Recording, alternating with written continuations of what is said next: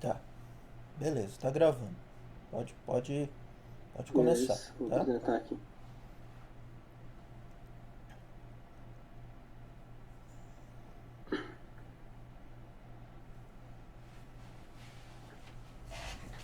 Tá aparecendo tudo certinho? Apareceu, tudo certinho. Beleza. Então, bom dia a todo mundo. Hoje eu e o José Arthur vamos falar um pouco sobre arcos e contornos e um pouco sobre integral de contornos. Começando aqui, eu vou começar a falar sobre arco contínuo ou um arco comum. Um arco contínuo ele é um conjunto C de pontos que é dado parametricamente da seguinte forma. Você tem uma função z de t, que ela é uma função que possui, dado da seguinte forma, uma função x de t mais i vezes y de t, sendo o t variando nesse intervalo entre a e b aqui, esse intervalo fechado. Então, como eu disse, é uma função contínua em t, contínua no intervalo, e esses pontos eles são organizados com base numa ordem. Então, quando a gente tem um conjunto de pontos C, a gente tem uma ordem crescente, que é indicado por essa flechinha aqui. Quando a gente tem um conjunto menos C, essa ordem é dada decrescente. A função é Z1 de t, sendo a função paramétrica desse conjunto menos C, ela é dada como essa própria função Z de t, só que a função aplicada a menos t. Aqui só dando uma relembrada sobre a parametrização de curvas. Então, para a gente parametrizar um caminho entre um ponto Z1 e um ponto Z2, isso pode ser feito de infinitas formas. A gente pode fazer por cima aqui, a gente pode ir por baixo, a gente pode fazer por vários caminhos. Ou até mesmo por uma reta. Um dos jeitos mais tranquilos de se fazer é através de uma reta. Então, por exemplo, a parametrização usando uma reta é feita dessa forma aqui. A gente tem um ponto Z1 e um ponto Z2, que a gente quer parametrizar o caminho entre eles. Então a gente pode definir essa função sendo uma função z de t, que é igual ao ponto Z1 mais t vezes o ponto Z2 menos o ponto Z1, com t variando de 0 em 1. Dessa forma, a gente consegue garantir que vai percorrer o caminho inteiro, começando do ponto Z1, caso o t for 0, se o t for 0, toda essa parte da função 0, então a gente tem o ponto Z1. Se o t for 1, esse t vai multiplicar por z2 menos z1, que é exatamente a distância entre eles. E aí a gente vai ter o ponto z2. Só falando um pouquinho sobre como essas curvas parametrizadas são representadas no plano. A gente toma x, o eixo x, como recebendo a função x de t, e o eixo y com a função y de t. Então a curva é esboçada no formato de pares. Então esse ponto z de A ele é formado por x de A, y de A, por exemplo. E o z de B é formado por x de B e y de B. Agora eu vou falar um pouquinho só sobre alguns tipos de arcos que a gente possui.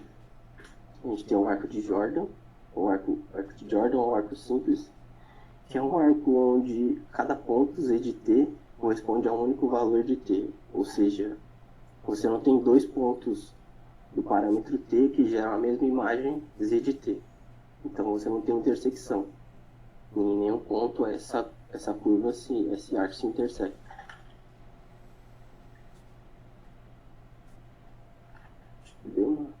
Esse slide era para estar antes desse. Deu uma mudada aqui sem querer.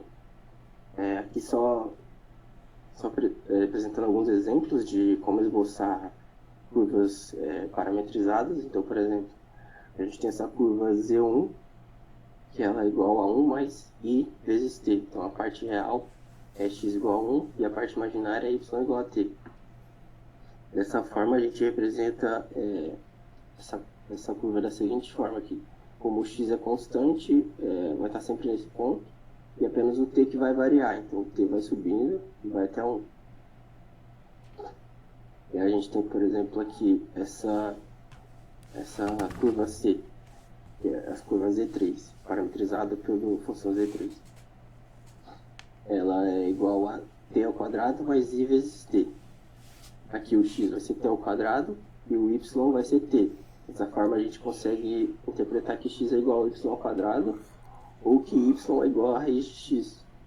Dessa forma a gente tem essa representação aqui, essa curva parametrizada, que é basicamente a raiz de x. Falando sobre um arco não simples, como eu disse anteriormente, um arco simples é um arco que não se intersecta. Um arco não simples é exatamente um arco que se intersecta.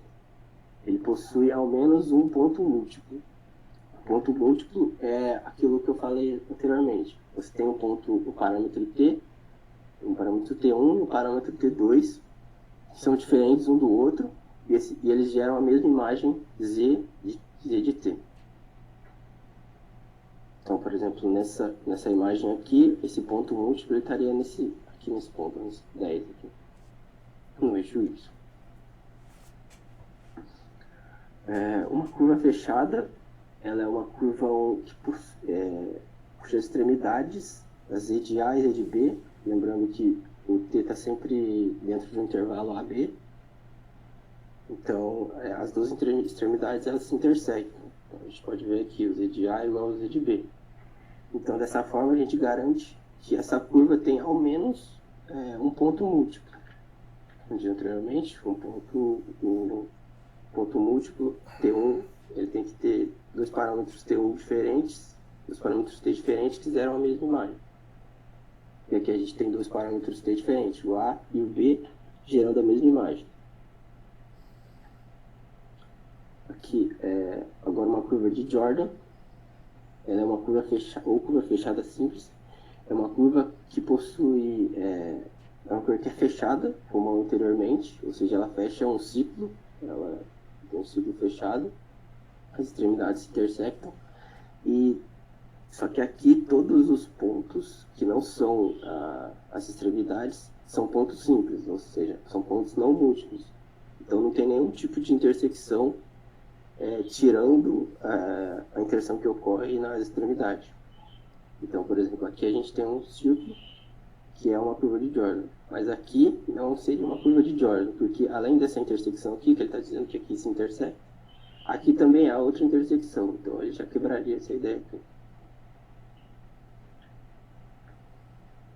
Falando agora um pouco sobre o teorema de Jordan, ele define que toda curva fechada simples divide o plano em duas regiões, a região interior e a região exterior. A região interior ela possui uma propriedade chamada conectividade simples. E a definição que o livro dá, o livro básico que a gente pegou dá, é que uma região R é simplesmente conexa se qualquer curva fechada simples contida em R pode ser deformada continuamente até reduzir-se a um ponto, sem sair de R. Uma forma mais simples de entender é que é uma região que não possui um buraco. Então, como eu disse aqui, que toda curva fechada simples divide o plano em duas regiões, essa aqui é uma curva fechada simples, e ela divide o plano em duas regiões, porque se divide na região de fora dessa curva e na região de dentro. Essa aqui é simplesmente conexa, porque se qualquer curva fechada que eu tiver aqui dentro, eu posso diminuir ela até ela virar um ponto, e esse ponto ainda vai estar dentro dessa região. Agora, nessa daqui, se eu tiver uma região aqui dentro desse espaço que ela tem um branco, se eu diminuir isso, pode ser que eu saia de R, pode ser que ele saia dessa região R. Por isso que essa região é chamada de multiplamente conexo. Agora eu dou uma ideia sobre arco regular. Um arco regular é um arco que possui representação com derivada z de t. Derivada de z de t é igual a derivada de x de t mais i vezes derivada de y de t, que é contínuo, não nula para todo t dentro do intervalo a e b. Ela possui tangente em cada ponto e o ângulo com o eixo OX, hoje das abscissas, é obtido através do argumento da derivada de z de t. Agora falando um pouquinho sobre contorno, assim, já meio que falei anteriormente, mas é aqui uma definição mais formal. O contorno ele é um arco contínuo, formado por um número finito de arcos regulares. A representação paramétrica dele é dada por uma função z de t também, contida no intervalo AB, que é feita pela união finita de subintervalos AJ-BJ, J variando de 1 a n. Em cada um desses intervalos, a derivada é contínua e não nula, e possui limites laterais finitos, diferentes de zero, para t tendendo aos extremos por valores inferiores a ele. Essa definição aqui basicamente está dizendo que z de t é seccionalmente contínuo no intervalo AB. Isso aqui é só uma ideia mais formal, assim, do que é um contorno, mas basicamente isso aqui também pode ser visto como contorno ou um caminho, assim. É uma curva parametrizada, basicamente.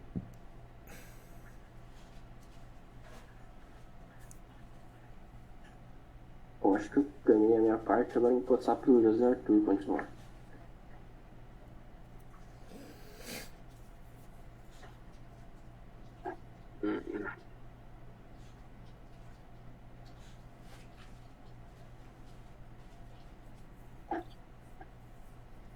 Tá compartilhando tudo certinho? Tá, José. Aqui tá aparecendo, sim. Tá sim, José. Tá, então vou começar a apresentar aqui. Bom dia a todos, meu nome é José Arthur e eu vou apresentar a parte de integrais de contorno, mas antes de dar uma entrada em si, eu vou falar um pouco mais sobre integrais de funções complexas. Bom, aqui o f para t sendo igual com parâmetro t mais o i de um valor imaginário vezes v com parâmetro t, sendo essa função contínua no intervalo AB, a gente pode escrever a integral dessa função complexa como a integral de todas as partes. Uma integral normal, né? Só que a gente separa pelo mais, como é uma propriedade que a gente já tenha visto no cálculo A, e a gente percebe que o valor I ele sempre vai ficar do lado de fora da integral. Desse modo, a gente consegue analisar algumas propriedades que a integral de função complexa acaba tendo, né? É que você consegue separar as duas partes da integral, tanto a parte real quanto a parte imaginária. Assim a gente consegue perceber que a parte real de uma uma integral de função complexa é o valor de u, e que pode ser também escrito como a integral de reais da função.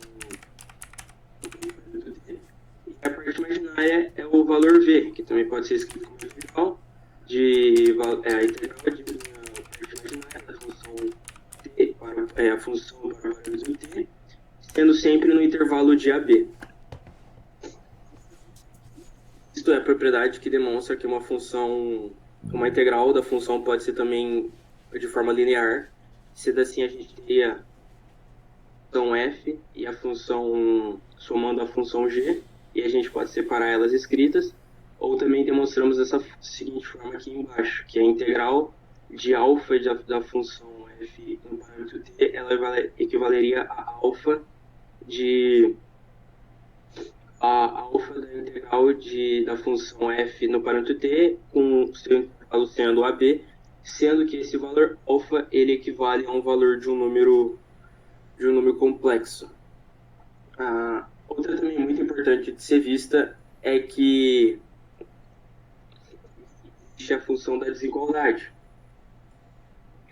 E ela é demonstrada na qual a gente consegue observar com essa fórmula aqui embaixo, que ela diz que o módulo da integral da função complexa, os A e B, vai ser sempre menor ou igual à integral módulo da função complexa. Então, Tá dando isso probleminha na sua voz aí. Ela tá tá sumindo. dando? Aham. Tá, então vou só repetir aqui rapidinho o que eu falei. Se der um problema de novo, eu gostaria que me avisasse de novo, só para eu ter uma noção. A, a, a função de desigualdade triangular é bem usada, principalmente para quando você for fazer os cálculos com as integrais de função complexa. E ela prova que o módulo da integral da função complexa ela é sempre menor ou igual à integral do módulo da função complexa. Elas acabam podendo ter valores diferentes. Se caso o A e o B for quer dizer, o A for menor que o B, o primeiro membro dessa função for nulo, essa integral aqui acaba sendo nula, a gente consegue tirar de forma rápida a resolução de um exercício, caso ele peça para você tirar dessa forma. Senão você vai ter que desenvolver um pouco mais fazendo as contas, né? Não é nada muito difícil também. Agora entrando um pouco mais nas integrais curvilíneas ou integrais de contorno, a gente consegue definir uma integral de contorno se a integral da função f no parâmetro z, os seus intervalos, né, sendo contínua na curva c, onde c vai ser um contorno qualquer, né, e a função f vai ser a função onde vai ter uma parte dela sendo real e a parte somando com uma parte sendo imaginária. Além de que essa função tem que ser contínua nos intervalos t maior ou igual a a e t menor ou igual a b. Sendo assim, a gente pode expandir a definição de integral de contorno para essa versão aqui que a gente vai escrever também, que normalmente é a forma que você vai usar para resolver as questões em gerais relacionadas a integrais de contorno, né? Na qual aqui ela diz que a função com parâmetro z parametrizada em t vezes a z' do parâmetro t vai ser a função de z, tudo na integral no intervalo a e b. Analisarmos, né, a segunda parte aqui, né, esse segundo membro aqui daquela função inicial ele acaba gerando valores para tanto para José, tá parte real quanto cortando para parte muito o áudio. Desculpa, vou falar um pouco mais. Como é que você configurou? O que você tá usando? Não, eu tô usando o microfone do próprio fone. Eu tinha configurado ele porque Tá. mas se tiver eu tiver alto, me desculpa. Eu vou Não, não falar tá aqui um alto, pouco. tá cortando, tá? De vez em quando ele some o áudio. Não, tá. Não é estranho, eu configurei, tava testando antes, tava normal, mas tudo bem então. Tá. Então tá, continua aí. Então só pra, né, reforçar a parte que eu tava falando, ao analisarmos a integral complexa, a gente consegue chegar no ponto dessa segunda parte, utilizar a parte tanto real quanto a imaginária, a gente consegue gerar alguns valores para ela em questão de x e na função x e função t, né? Dessa forma, a gente pegando esses valores, integrando com a função curvilínea, terá uma função uma integral um pouco maior, né? Que é demonstrado por essa fórmula, onde com essa função em questão, a gente consegue perceber que nem todo ponto que essa função gerar vai ser contínua no arco C se o intervalo do arco C não for um intervalo finito, o valor de z' não for igual a zero, ou caso não seja contínuo em os valores finitos que a gente definiu para o intervalo não sejam contínuos no intervalo z' também. Isso acaba gerando uma questão de que a gente vai acabar tendo um problema de pontos que acabam não sendo contínuos na função. Pegando a função, pegando a integral curvilínea, né, integral de contorno, a gente consegue perceber que ela é invariante, é uma mudança de parâmetro dada para a função crescente, né, t igual a t tal. No qual a gente percebe que se a gente está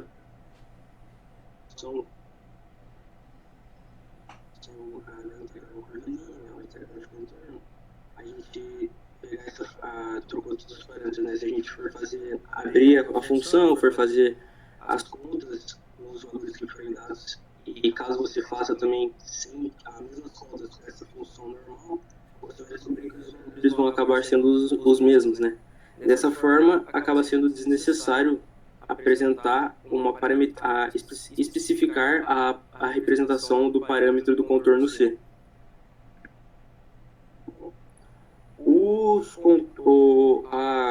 Como a gente pôde ver, um pouco mais no começo da minha parte da apresentação, as integrais complexas ela têm algumas propriedades, né? Sendo mais específico, algumas 3. E as integrais curvilíneas e de contorno elas também têm as suas propriedades, né? Sendo ela a primeira parecida com as integrais complexas padrões, que demonstra que pode ser o contorno pode ser linear, sendo as mesmas, né? Sendo bem parecido com a outra propriedade, com A e B, mas é uma integral do contorno C. E igualmente aqui, equivalem valores complexos. A segunda propriedade é uma propriedade que demonstra que se C for uma união de caminhos disjuntos, né? Sendo assim, né, C igual a C1, disjunto de C2, disjunto de C3 até o Cn, a gente vai ver que o valor da integral do contorno vai valer a soma das partes juntas que a gente tem no contorno. Então, a integral C vai ser igual à integral de C1, mais a integral de C2, mais a integral de C3, assim sucessivamente até Cn. Uma terceira propriedade que pode ser observada é a propriedade que como já foi demonstrado, né, ela se mostra que ao trocarmos o sentido em que estivermos percorrendo dentro do contorno, mudará o sinal que a gente vai ter no resultado final. Bom, a gente consegue afirmar essa propriedade com algo que já foi dito anteriormente lá no começo da apresentação pelo André, em que ele disse lá que menos C vai ser igual a Z1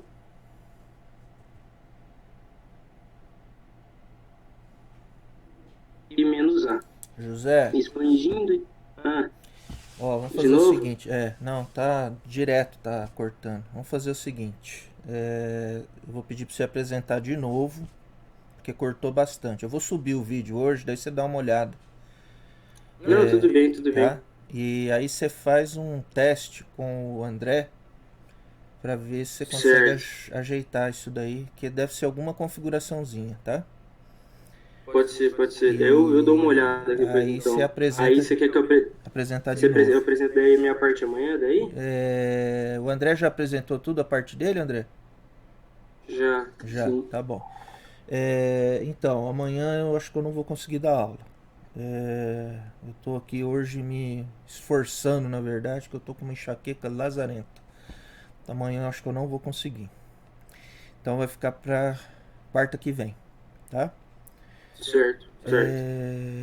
André, daí quarta que vem eu queria que você pensasse para tentar responder pra gente aquele da conectividade lá da região, quando ela tem buraco. Uhum. Como que a gente faz matematicamente? Certo. Tá bom? Uhum. Então tá. O Pedro. Sim. Mostra pra nós aí as tuas contas e depois o seu parceiro também, tá? Pra ficar já resolvido de vocês hoje. Ok. Eu vou compartilhar minha tela aqui.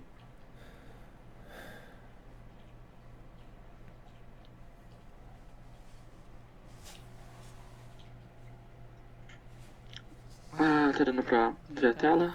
Tá. Enfim, para começar a demonstração analítica, a gente parte da conversão de coordenadas retangulares para polares, que é x igual a r vezes cosseno de θ, y igual a r seno de θ. Vou dar um zoom aqui só para ficar melhor para ler. Para começar, primeiramente a gente vai derivar essas equações implicitamente em relação a x e a y. Começando por x. A derivada de x vai ser 1, de r e daí, como a multiplicação de dois termos, a gente vai ter que fazer aquele esquema da derivada. Daí vai ser a derivada parcial de r em x vezes cosseno menos r vezes seno vezes a derivada parcial de θ em x, por causa da regra da cadeia. E aqui, derivada de y em relação a x é zero, e aqui vai ser a mesma coisa, só que invertendo seno e cosseno. Agora, para chegar no termo que a gente quer, a gente vai ter que multiplicar essa primeira equação por cosseno e essa segunda por seno, e depois somar as duas, o que vai dar isso aqui. Vai ficar o cosseno, que multiplicou esse 1, mais esse termo multiplicado a cosseno, que fica cosseno ao quadrado, e esse termo que fica r cosseno e seno. E aqui vai ficar seno vezes zero é zero, seno ao quadrado, por causa que multiplicou a seno, e aqui seno e cosseno. Com isso, a gente pode, como esse termo está negativo e esse termo são positivo, eles são iguais, a gente pode excluir os dois, e fica só que cosseno igual a derivada parcial de r em relação a x vezes cosseno ao quadrado mais seno ao quadrado. Isso a gente pode reduzir a 1, então só fica que a derivada de r em relação a x é igual ao cosseno de θ. Agora, para achar o outro termo em relação a x, a gente vai ter que multiplicar a primeira equação por menos seno e a segunda por cosseno. Aqui fica menos seno, aqui fica a derivada de rx cosseno vezes seno, aqui seno ao quadrado, aqui cosseno vezes seno e aqui r cosseno ao quadrado. De novo, mas agora o outro termo a gente pode excluir, que é r seno ao quadrado de θ, derivada de θ em relação a x, sobrando que menos seno igual a r vezes derivada de θ em relação a x vezes seno e cosseno. De novo a gente vai reduzir isso aqui a 1, ficando com essa forma final, que é a derivada de x igual a menos seno de θ sobre r. Agora a gente tem que fazer o mesmo em relação a y. Por a gente já ter feito e ser um processo bem parecido, eu pulei algumas etapas aqui, mas a gente vai multiplicar por cosseno e por seno de novo a primeira. Que aqui vai ficar cosseno, vai zerar, aqui vai ficar seno. Depois a gente vai multiplicar, vai excluir um dos termos que vão ficar iguais. É a mesma conta, pode ir direto lá pro 14. Ok. Aqui a gente vai usar a regra da cadeia para múltiplas variáveis e vai chegar nesse termo de uma derivada genérica, que a gente vai ficar com derivada de r em relação a x vezes derivada da função que a gente está analisando em relação a r, e a derivada de θ em relação a x vezes a derivada em relação a θ. Com isso, a gente tem a derivada de r em relação a x e a derivada de θ em relação a x, que a gente acabou de descobrir. Com isso, a gente substitui por cosseno e menos seno de θ sobre r. Aqui em y a mesma coisa, com seno de θ e cosseno de θ sobre r.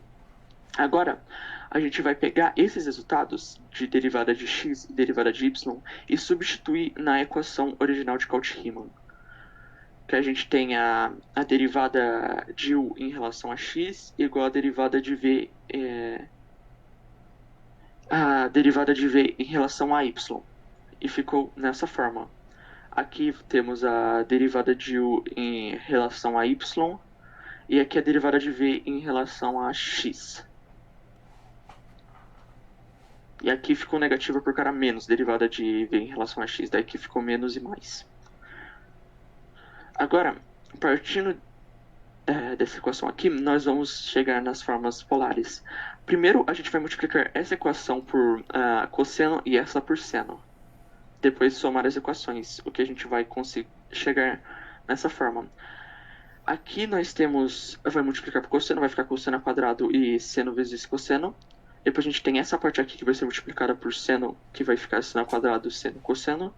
E do outro lado vai ficar cosseno, seno e cosseno ao quadrado. E aqui vai ficar menos seno, cosseno e seno ao quadrado. Com isso, percebe que a gente pode excluir esses dois termos. Vai ficar cosseno ao quadrado mais seno ao quadrado. E com isso a gente também, nesse lado, a gente pode tirar a parte cosseno, seno e seno, cosseno, ficando com cosseno ao quadrado, seno ao quadrado. Com isso, nós vamos deixar em evidência o seno e cosseno, que nem a gente fez daquela outra forma, e reduzindo a 1, ficando derivada de U em relação a R. E aqui também, só que também vai ter a parte, lembrando que vai ter R embaixo, então por isso fica 1 sobre R na derivada de V em relação a θ. Com isso, nós achamos a primeira equação de Cauchy-Riemann. Agora, a gente vai fazer um processo similar para achar a segunda equação, agora multiplicando a primeira por seno e a segunda por menos cosseno. A Tá gente bom, vai Pedro, é a mesma conta. Beleza. E aí chega na outra equação. Beleza. Tá bom. E a de Cauchy-Riemann? Sem ser coordenada polar. Essa vai ser. Aí, Então vamos lá, Yuri. Calma aí.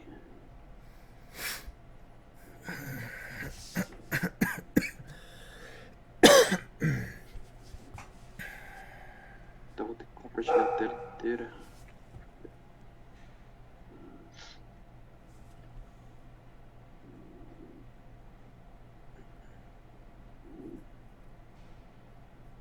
Pronto. Beleza, chegou.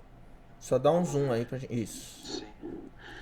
Bom, então a gente considera que a gente tem uma função f igual a u mais iv, e ela é derivável em um ponto z igual a x mais y. Então, esse quociente aqui, que é o limite por definição, ele vai ter um limite f de linha z para ΔZ tendendo a zero, independente da forma que ele Viu? tenda a zero. Aquele quociente aí que você está apontando, que ainda você não passou o limite nele, ele chama razão incremental. Beleza. Bom, a gente pode fazer ele tender a zero separadamente, por um ΔZ igual a K, sendo K um real, então fazer tender a zero por uma parte real, e também por valores imaginários, com um ΔZ igual a IT.